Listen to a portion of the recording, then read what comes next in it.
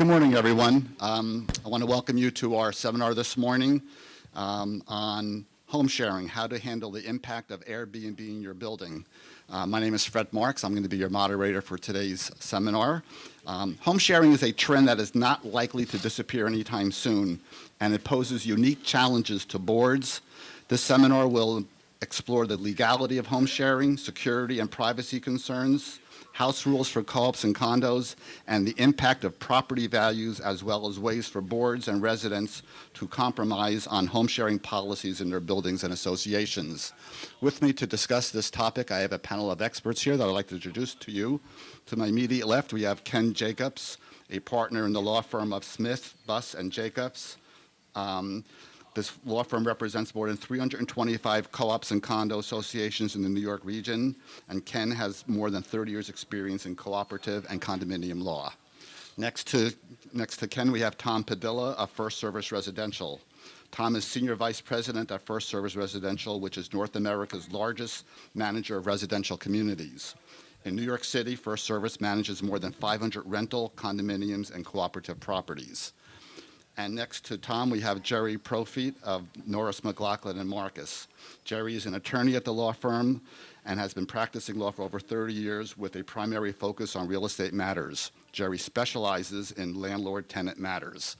The format for today's program, I'm going to have a series of questions that I'm going to pose to the panel, and then I know this is a real popular topic, so I'm going to leave a few minutes open at the end for some Q&A from the audience. So any questions you have, just hold them until the end. Hold them until the end, and we'll try to get to as many as possible. So the first question I have is going to be to Ken Jacobs of Smith, Buss, and Jacobs. Ken, when it comes to home sharing, how do the fundamental rights of co-ops and condo associations differ? Okay. Thanks, Fred. First, can you guys raise your hands? Just how many co-op shareholders are there here, or managing agents? Okay. And how many condo residents are there? Okay, great. So we can address both equally. All right, let's start with co-op, and then I'm going to go to condo briefly.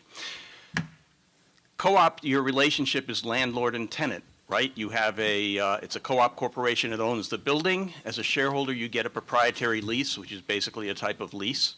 And there are bylaws governing the operations of the corporation, but the proprietary lease is the governing document, and based on and you are governed by landlord-tenant law. So you look in the proprietary lease, you see whether or not the proprietary lease has any prohibition against transient occupancy. Even if it doesn't, there are laws in New York that prohibit the leasing of an apartment for less than 30 days in inappropriate buildings, and you have the ability, if there is a violation of this, to put somebody in default under the proprietary lease and engage in summary proceedings, which is supposedly a quicker way of getting somebody out. It actually is. Who violates the lease, and the consequence would be termination of the lease. So the co-op, then on top of that, the co-op board can pass rules and regulations. I'll get to those later. But so there are numerous enforcement tools to control Airbnb, transient occupancy, and the activities of tenant shareholders in the building. Now, I want to contrast that with condos. Condos, that is not a landlord-tenant relationship. In New York, for co-ops, many co-ops may be subject to the roommate law, which basically tenant shareholders would contend that I'm not leasing to this person, he's my roommate. Oh, it failed after 2 days, he has to leave. Condos, there's no lease, you're co-owners in the building.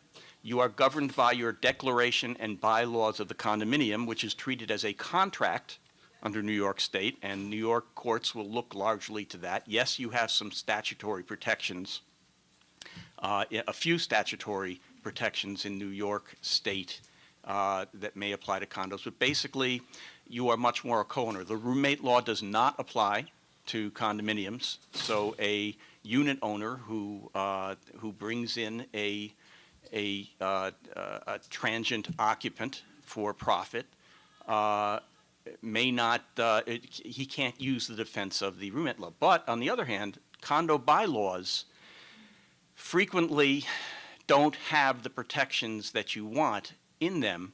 They don't, sometimes they explicitly prohibit transient occupancy, all right? And sometimes they don't. You have to check your bylaws to see. Even when they do prohibit transient occupancy, a unit owner who brings in somebody to share his unit for a short period of time, it's not an automatic violation of the declaration and bylaws. You have to look closer at the facts. So, and then finally, the remedies of the condo association available in case of a violation are much blunter.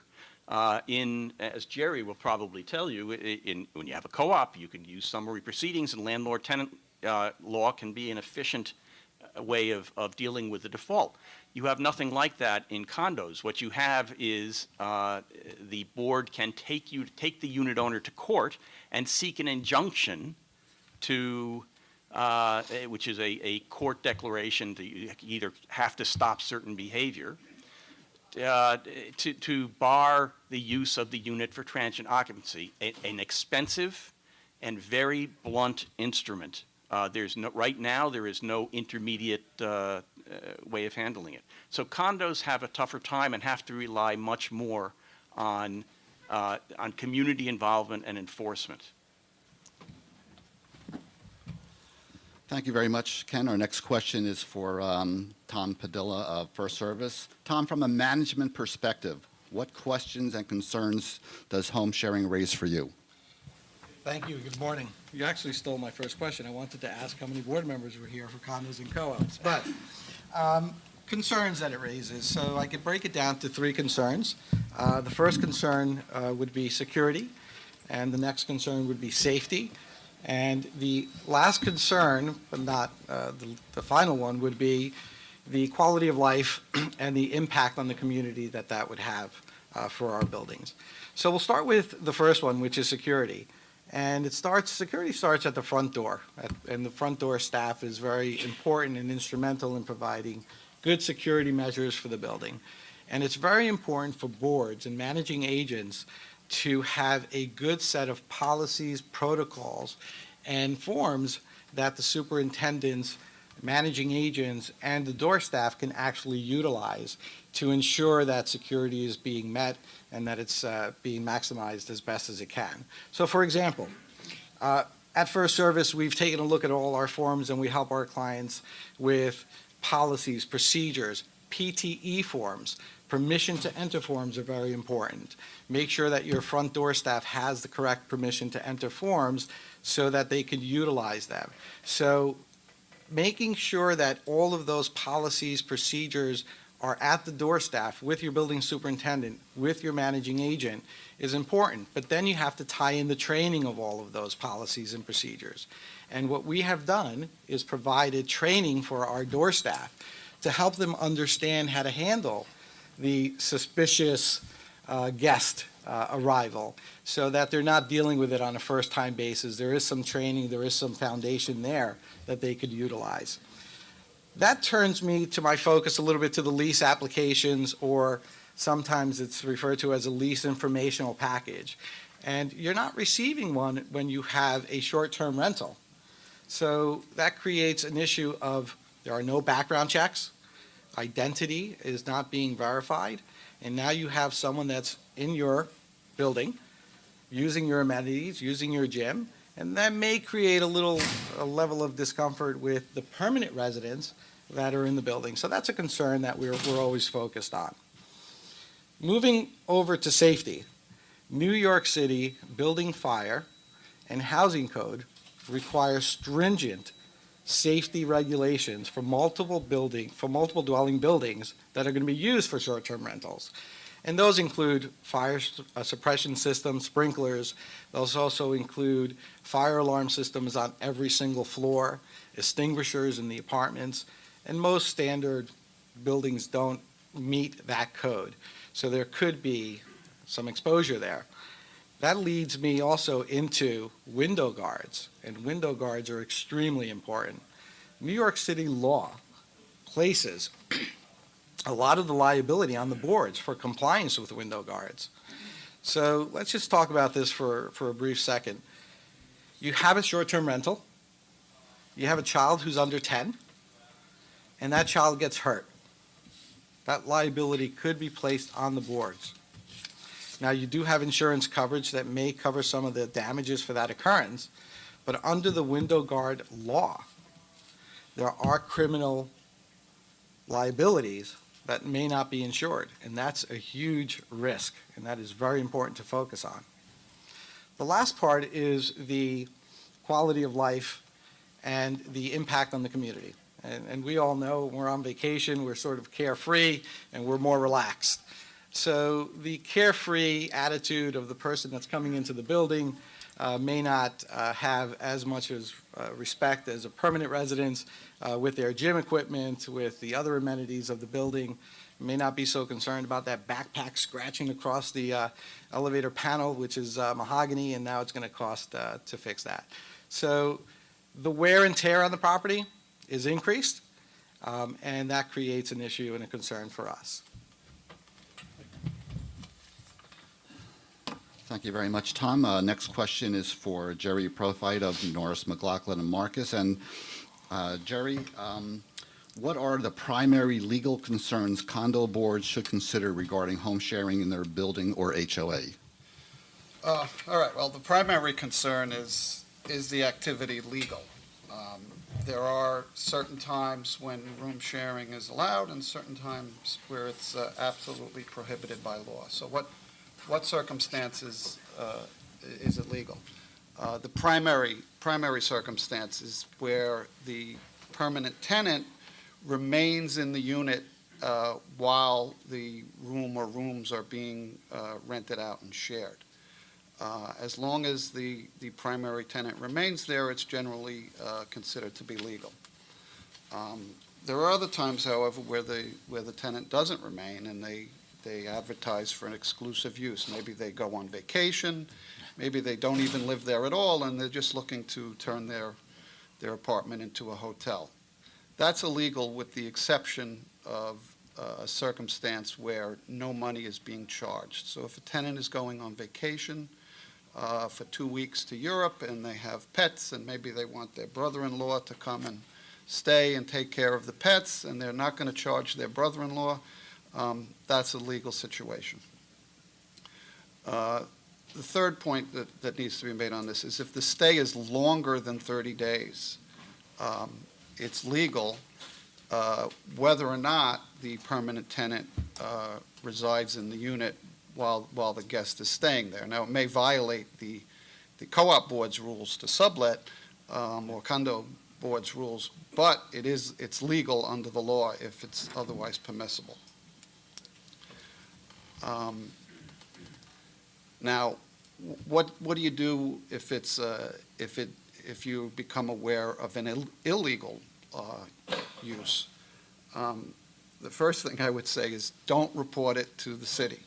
And the reason I say that is that what happens, the first thing the city does is they come around and they issue a violation against the owner of the building, which is going to be the co-op or condo, and you end up paying the fines.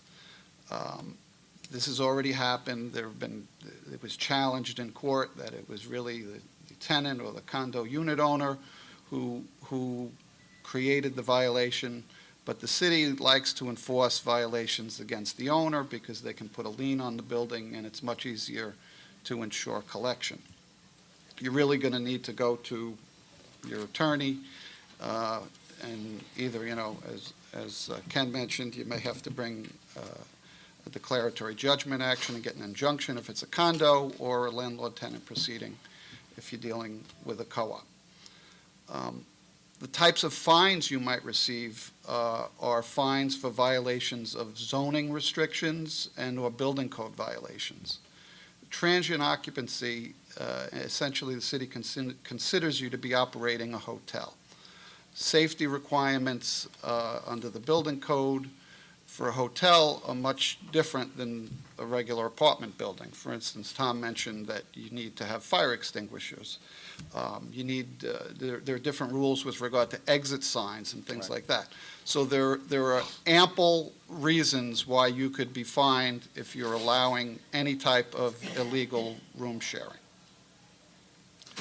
Can I just have a point of clarification? Because you made reference to the owner. Now, do you mean the shareholder, or do you mean The building owner.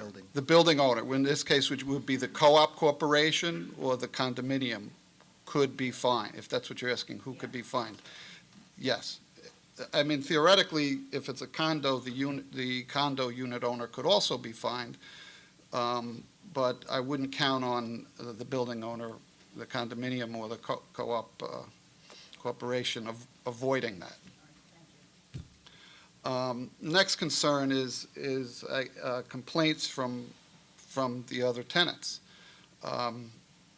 People are very often annoyed by the fact that there are bunches of unknown people suddenly in the building, in the public halls. Tenants could make complaints, and likely the complaint is going to be against the co-op or the condo for not enforcing the rules, that their right to peace and quiet enjoyment of their space is being interfered with, or even perhaps a warranty of habitability or a noise violation or something along those lines. There are any number of problems that can occur. There are also concerns, liability concerns. So again, for example, the fire protection requirements for what amounts to hotel use are much more stringent than an apartment. In the event there's a fire, guests who aren't familiar with the building are actually more likely to be hurt because they may not know the best exits, they may not know the quickest way out, where the fire escapes are, etc. You're increasing the possibility of lawsuits due to injury. Obviously, you can also affect the resale value of the apartments. If there is illegal activity going on in the building, shareholders may decide, I want to sue my co-op or condo for not enforcing the rules because you've allowed the value of their apartment, the resale value of their apartment, to be affected. Another major concern is that a lot of these short-term rentals are in fact not vacationers coming from Europe, but it's become increasingly a problem that people actually rent apartments to throw parties, bachelor parties, wedding parties, graduation parties. I had a circumstance where that actually occurred, and the shareholder tried to stop it. Shareholder was not staying in the apartment at the time. A fight broke out. Somebody got hit with a bottle. Criminal action was taken. The co-op or condo can certainly be held liable if they allow that kind of activity to occur. Obviously, one of the concerns you have, and I think Ken mentioned this, is you want to make sure that the co-op or condos in the bylaws of the proprietary lease has properly drafted rules limiting, if you're going to permit room sharing of any kind, that it be limited and be made very clear what's legal and what's illegal, what the board will permit and what it will not permit. Having a clear set of rules will allow you to deal with the problem much better if you have to go either to landlord-tenant court or to Supreme Court. One of the things that Ken also mentioned was what's called the roommate law in 235F. So if you want to stop, some co-ops or condos want to stop any type of room sharing, whether it's legal or not.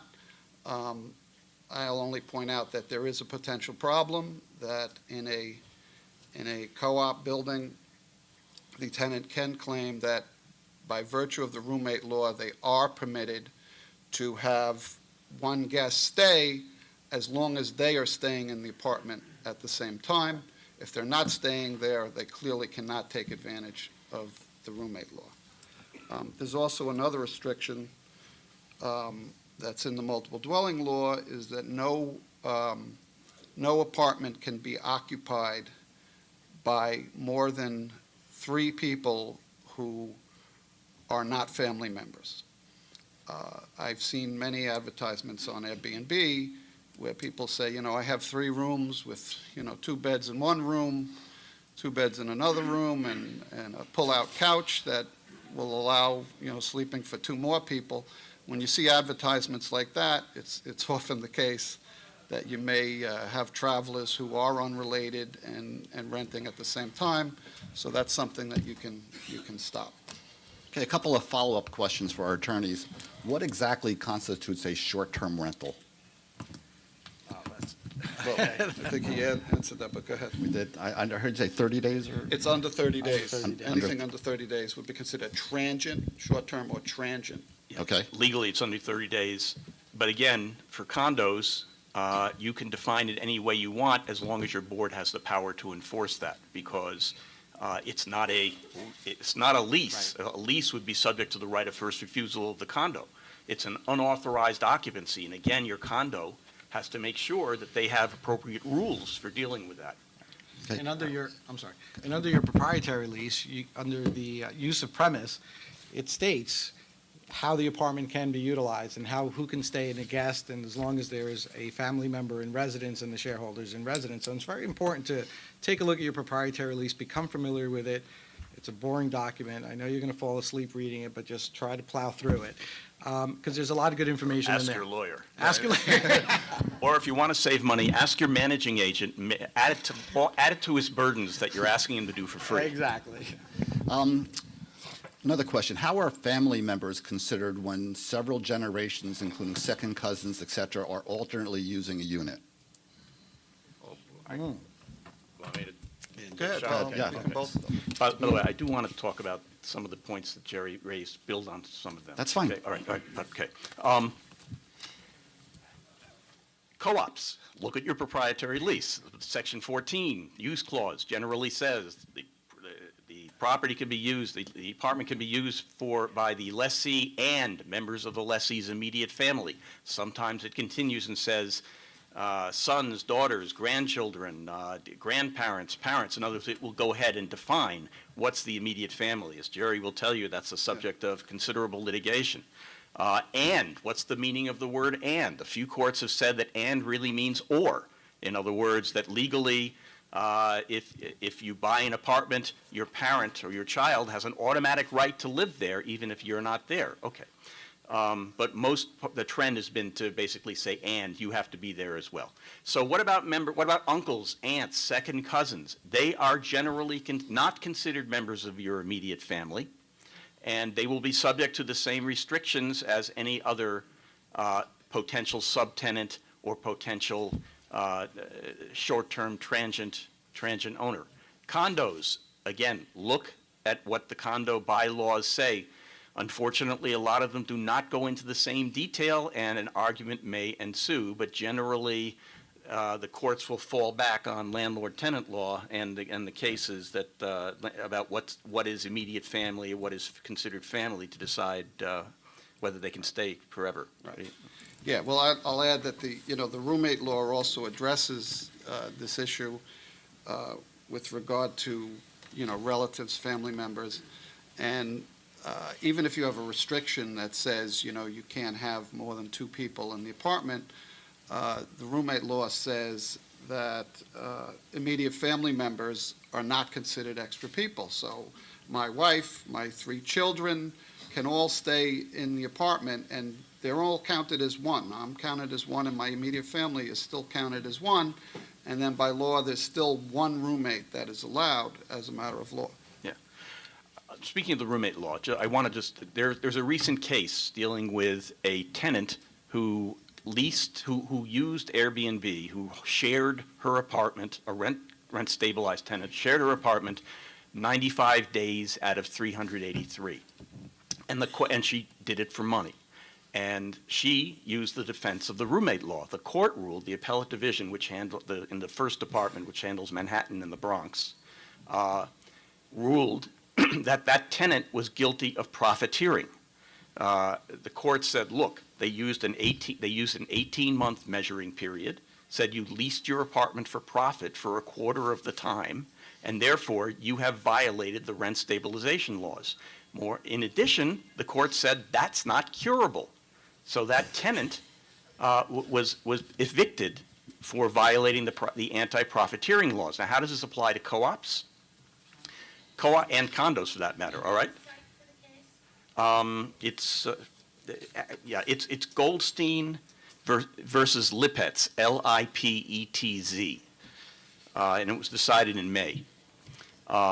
So how does this apply to co-ops? Well, two ways. First of all, a profiteering might be considered a business use. And as Jerry and Tom both said, co-ops are intended for use for residential purposes. So a co-op board might claim that if you're repeatedly leasing, even though you're remaining in occupancy, if you're repeatedly leasing for profit, you are using the co-op for business purposes and therefore violating the proprietary lease.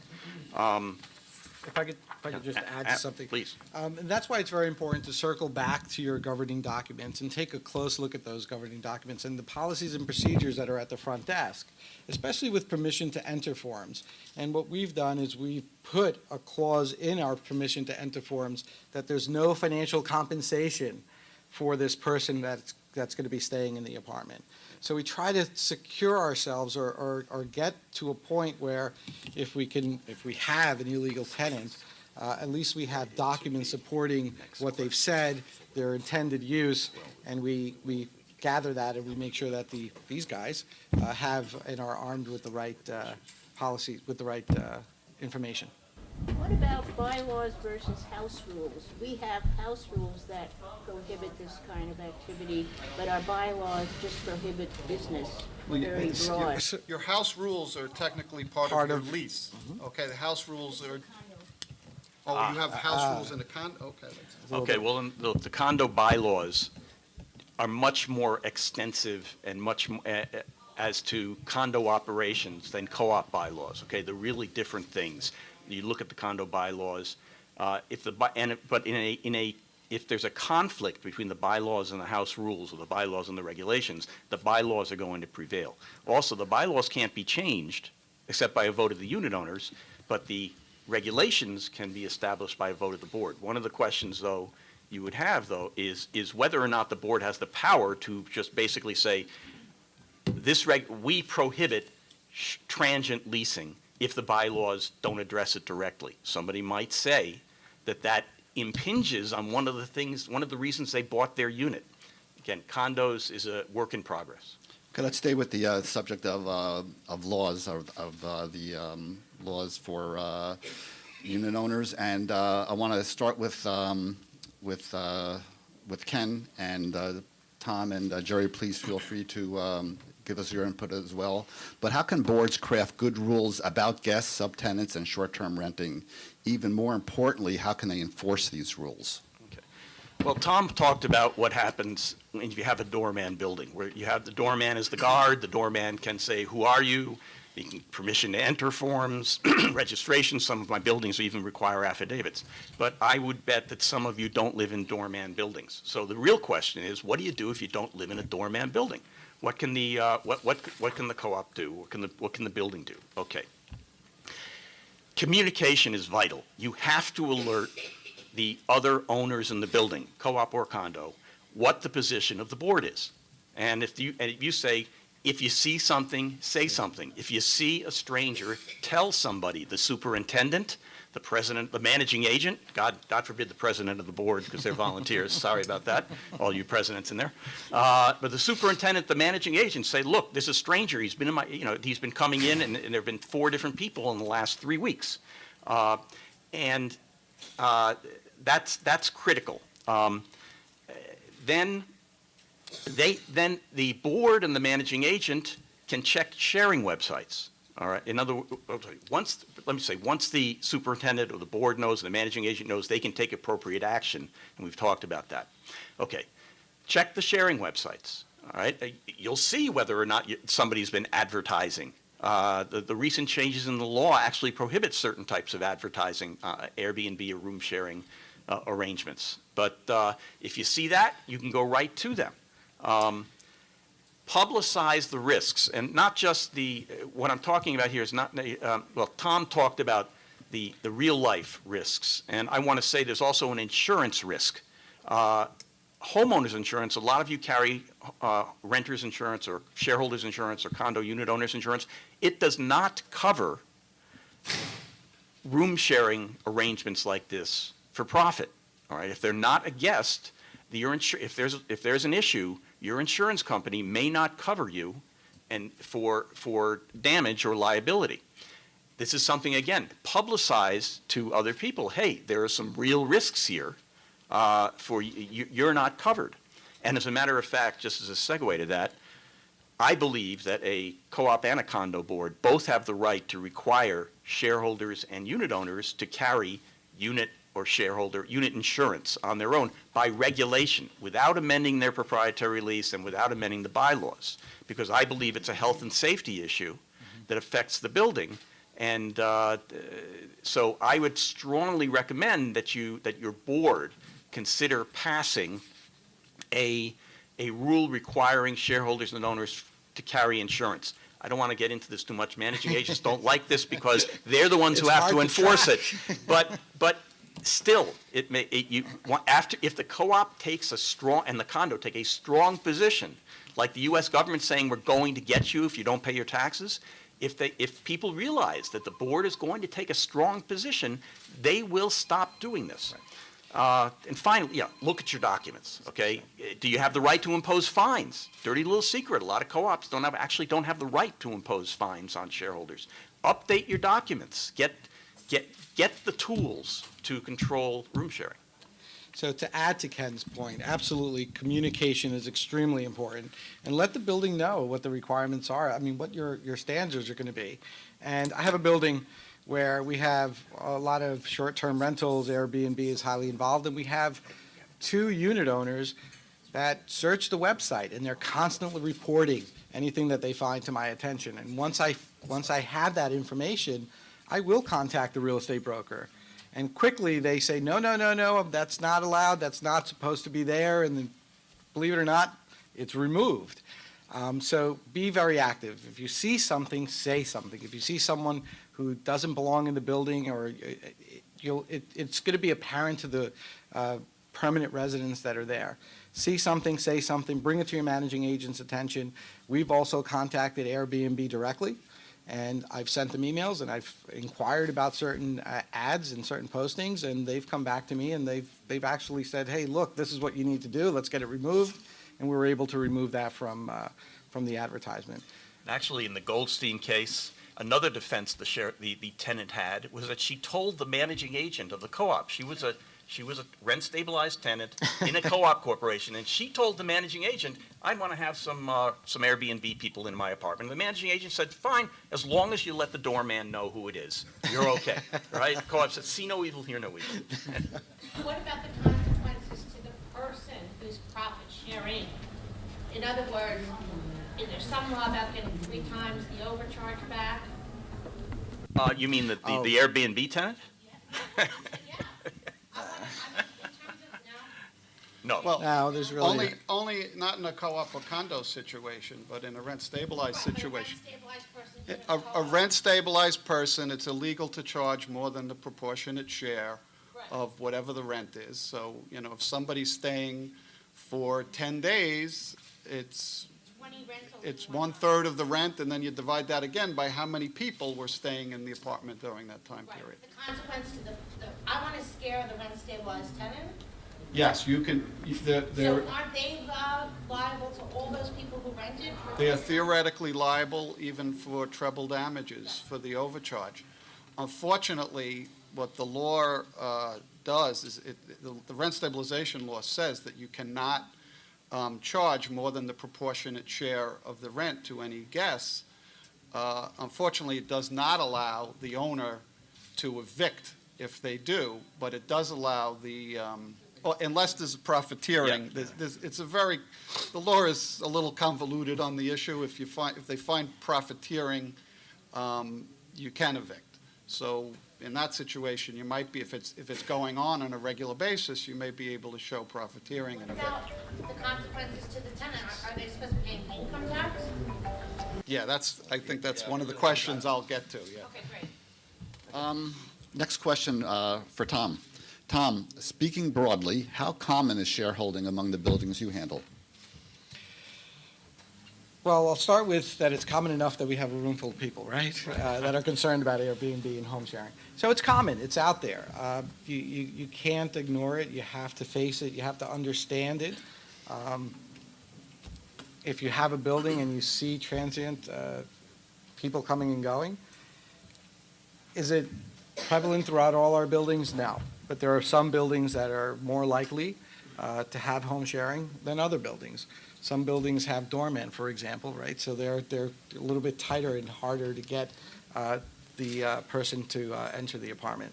Some buildings don't have doormen, so those buildings may be more likely to have home sharing. How do you handle the situation where the person walks in with the luggage, the doorman says, "Who are you?" And then the homeowner, the shareholder of the unit owner, walks downstairs and says, he's my guest. You have to let him in. You have to let them in, and the doormen are not there to pick a fight or argue with the shareholders and/or residents, unit owners. But, you have to let them in. You have to trust the unit owner or the shareholder that actually is their guest. But then on the flip side, you see that unit owner shareholder leaving with luggage. Yeah, right, and then what do you do? And then what do? Now you have a doorman who says, wait a minute, you're leaving on vacation for 2 weeks and you left Mr. Smith upstairs for 2 weeks. So they report it to the managing agent.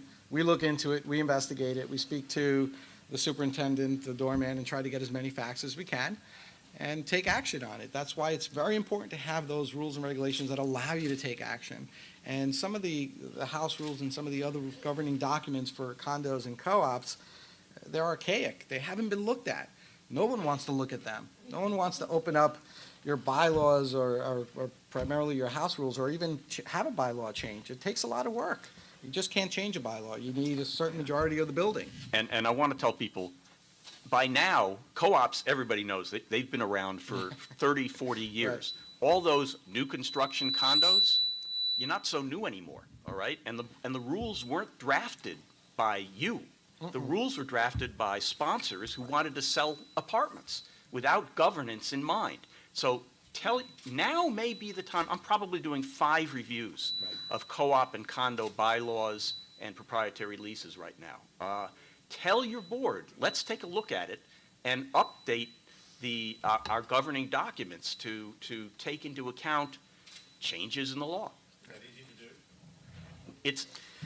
This is another seminar. Okay? I was making my plug, but Yeah, can I just say, I just We're want to going to have one more question for It's Jerry, and then I'm going to actually. open up the floor for Q&A. And for Jerry, what about the unit owners? What should they take into consideration before opening their home to Airbnb guests or similar short-term renters? Okay, so the first response I have to that is the same as your prior question is it legal? So you don't want to do something that's illegal. You can't do it unless you're staying in the unit yourself. You can do it if you're not charging, if it's a family member or something who you're not going to charge, that's legal. Or you can do it if it's more than 30 days, it's legal. But probably most Airbnb rentals are not going to be more than 30 days. Now, there are a lot of people who say, well, I've been doing it for a long time. The co-op doesn't care, or I'm the vice president and the president's doing it too, and, who cares?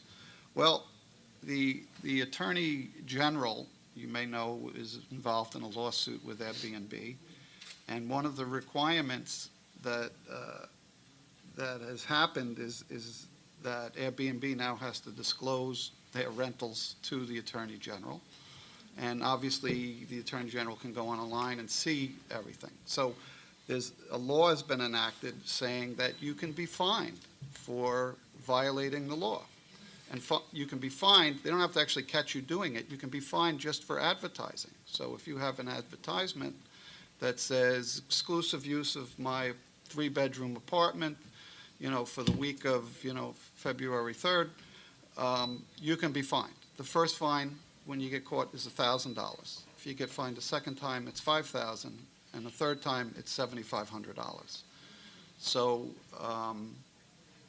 you know, that's a risk you're taking if you have a co-op or condo board that doesn't really care. It doesn't mean that you can't also get fined. You can also be fined, although, as I said earlier, it's more likely they're going to go after the building owner rather than individual owners. You can be fined for building code violations, and you can be fined for zoning violations. All right? Short-term leasing in an apartment building, operating as a hotel, violates all sorts of building code and zoning rules. One of the things is in a condo, a small advantage or a subtle advantage for a condo is the issue of control. A co-op, it's very hard for a co-op to say, I couldn't control what's going on in my building. But a condo, they can argue, especially in a non-doorman building, that the unit owner, I swear, this is a client who refuses to give up. Anyway. Well, okay. Sunday mornings. He wants you to amend the house rules. Yeah. Anyway, a condo can say, we can't control this, and the unit owner is really the primary person whom you should be fining or that violation should go against the unit, not the building, and they have had some success with that. And we have, just to add to that, we have instituted penalties of up to $1,000 per night that we've charged the owners. And we're charging back any legal fees that these gentlemen have to follow through on. What? Yeah. When we get you involved, we charge you back. Okay, so let's open it up for some Q&A. This gentleman has the first question. Several of you have referred to the brother-in-law who stays in your apartment while you're away to feed your cat. Others have said something about the issue of financial compensation. We have a shareholder who routinely swaps her apartment with strangers. That's not financial compensation, but to my mind, it is compensation of she's getting something. It's not the brother-in-law feeding the cat or watering the plants. Do we have recourse, or does the notion of financial compensation trump the other forms of compensation, that situation that I'm concerned about? You know, they're getting something of value, that's compensation. I don't think you have to show that it's actually cash to qualify as compensation.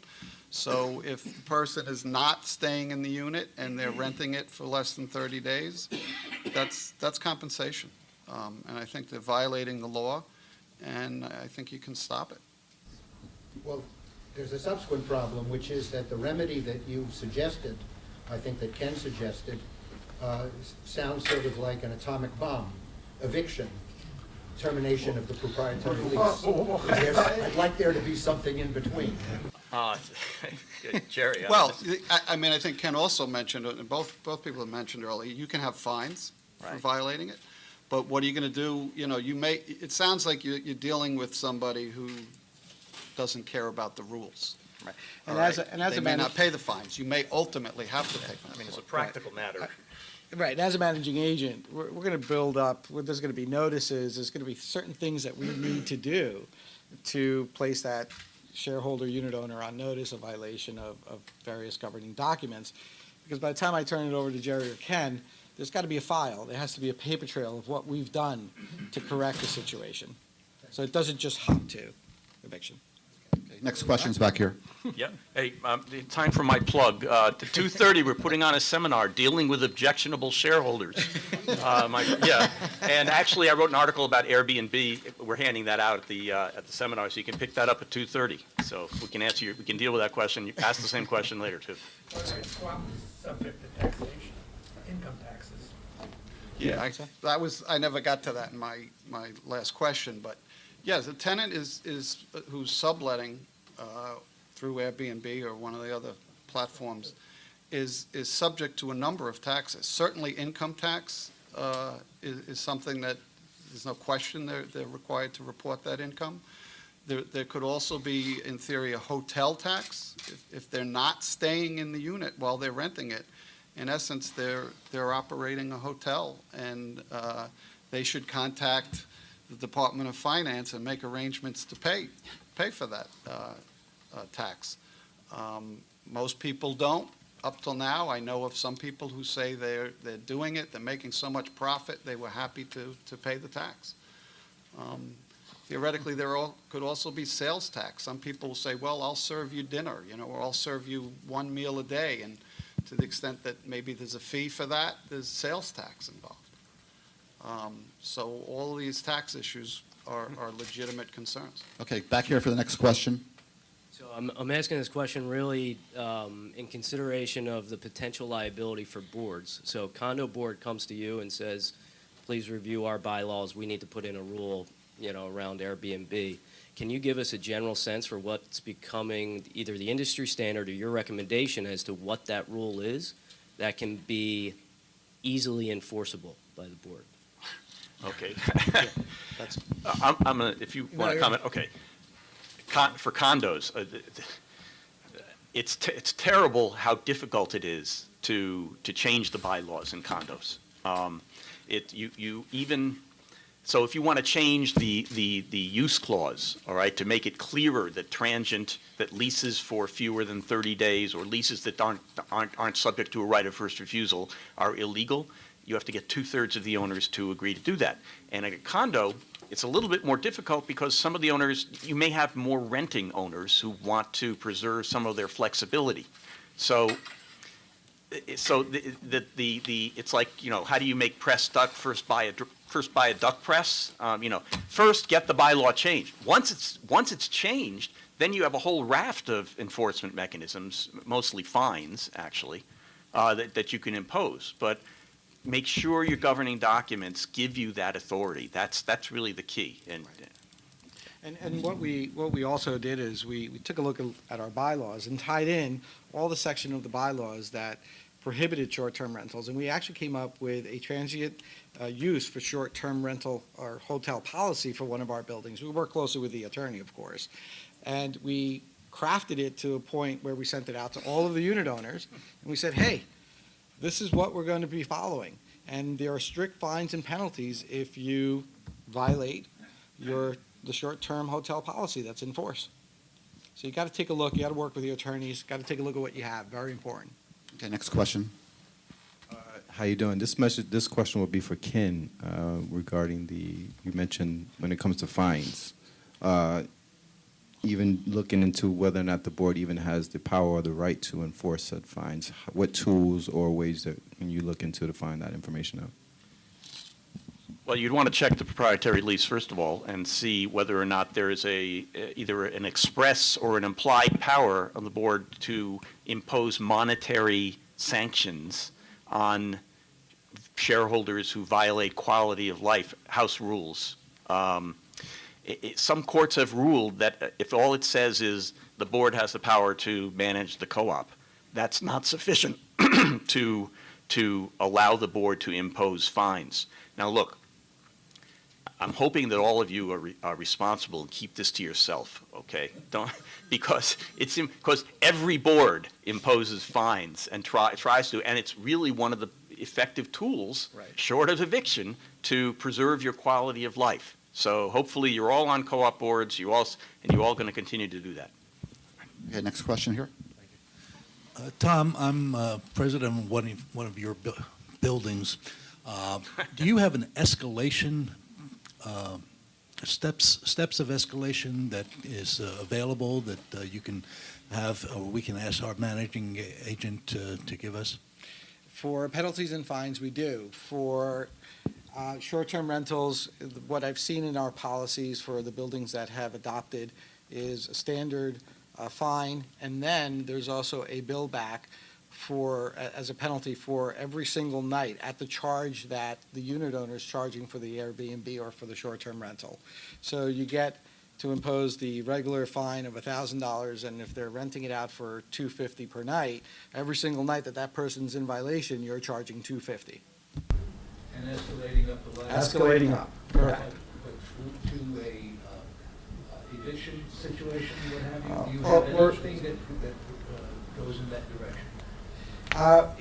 There are certain limits that we get up to, and then we actually stop at that point. And by that point, I'm working closely with the attorneys. It's at a level where they're just not going to comply, and we've exhausted all of the levels of the fines and penalties that we could possibly impose, and I've got counsel involved. Okay, we got time for one or two more questions. Just about the roommate law, you were saying, someone said something, well, he said he was a roommate, and then 2 days later it didn't work out and he left. Is there a standard we can use for how many roommates in a month? You're entitled to a roommate. Are you entitled to 6 roommates in a month?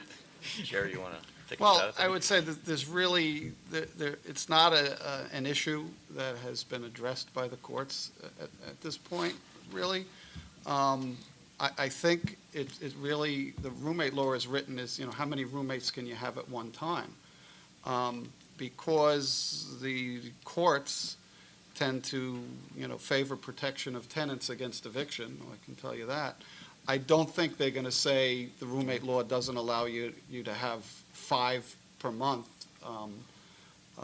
But you may, as Ken mentioned before, sometimes you may be able to pursue it on a profiteering basis. Or a I business think use the cases that address the issue of these short-term rentals, basically say, a tenant can't operate a business. This is, most of them are in rent-stabilized situations. But they basically say, the landlord isn't allowed to charge more than $2,000 a month for this apartment. How is it that the tenant can charge $3,000 for, half the unit? So that can be stopped. And in a co-op, I think you probably can enact a rule that prevents your tenants from operating businesses in the space. That's also, I don't think that's been tested in the courts yet. I don't know of any case. But at some point, it will be. No, business use has in fact been barred in Yeah, but- some of these but situations. Business use, but I don't know that they would count Well, they would. if they were legal short-term rentals. Well, you mean if a. Like if I'm I see what staying you're there, saying. if I'm staying there Right. and bringing in multiple roommates all Well, month long, The Goldstein court said that was a business use. but that was a stabilized case. I see. Okay. That- I think- I'm think- just saying, I I'm would- not yeah. sure they would come to the same result where, They may not, you're right. because It's a smell test profiteering is is the bottom really, you're line. charging more than the legal rent. In the co-op, there's no legal rent. And it's maintenance. courts are not, the roommate law and a lot of tenant protection laws were written in the 1980s, right? And when co-ops nobody knew what a co-op was. And now the courts are slowly realizing that a co-op needs a different set of rules governing a lot of these situations, that it's not a landlord-tenant situation. Why do I feel like I'm stuck between 2 lawyers? Here's our last, one more question here. Okay, you made mention of what constitutes the definition of, what is it called, family that's allowed to live. Now, I didn't hear anything about caretakers or guardianship. So my question is in regards to a caretaker or guardian, what changes in the roommate law or the rights of survivorship if someone ends up having to stay there longer than anticipated? I'm not Jerry, you want to Yeah, take a I shot at mean, that? if you're talking about a health care worker or something, they're allowed to stay in the Right. unit. There's no, you can't prohibit a health care worker from staying in the unit with the tenant. And the typical proprietary lease does say Gives you- domestic employees, but the caretaker is given rights. I'd be happy to answer the question about survivorship issues and rights to take over apartments, either Jerry or I, Oh, yeah, that's a offline. different- After, that's a but that's different not that's not directly related to the Airbnb issue, because they're not, the caretaker or the guardian is not, they're not being compensated, they're not paying compensation to the roommate, or to the shareholder, just the opposite. That's what they claim to be. Right. Yes, we'd have to verify that. Right. Okay, if we can make this short, we have one more minute here. Thank you guys, by the way. This has been really informative. Fortunately, we have bylaws and house rules that have gotten down the path that you all have said, and that's out of luck. My main question is, how do you catch people that are doing this. You mentioned if you see something, say something. The doorman is a place we found that when they demand concierge services, try to get deliveries mail. So we have people showing up for Airbnb, and the owner just says, oh, no, it's not Airbnb at all. They're just friends. How do you take that to the next step? I'll give it a crack. So, communication. Put your policies out there. Make sure that your residents know and understand the policies, and make sure you highlight the fines and the penalties associated with the policy, and the legal action that may be imposed, and the chargeback of that legal action that they're going to own, that's going to appear on their maintenance bill or common charge bill. So, communication going. I'm sorry? It's like being a pit bull. It is, and it's a collaborative effort with all of the residents, making sure that everyone is aligned and everyone says, hey, look, we don't want to be a transient building. We don't want to have this home sharing. It depends on the building. It depends on the shareholders, but communication and reporting everything that you can back to the managing agent for assistance is key. It's important. Keep that line of communication open back to the managing agent. And I'm jumping the gun, but keep a log. Yes. Okay, if there's a complaint, if you have a doorman, Very important. keep the log, you write down the log. It's jumping the gun a little bit because that's a general principle you should always follow when you have And objections. ask them to show you ID. If it's somebody you don't recognize, get a copy of the driver's license. Make that your policy. If you can, And, sure. and then you can check out, is this person a relative, or, you know. Okay, And just go to ahead. end that, the use of platforms, we use Connect back in the office, and it's similar to something like a building or mybuilding.org. Those are very important because you can ask for identification, you can scan that in, and keeping that log is very important. Okay, I'm sorry, this is a very popular subject, but we have another seminar starting here, and I can't take any more questions. So our panel will be up here for a few more minutes. A big round of applause for them. Thank you very much.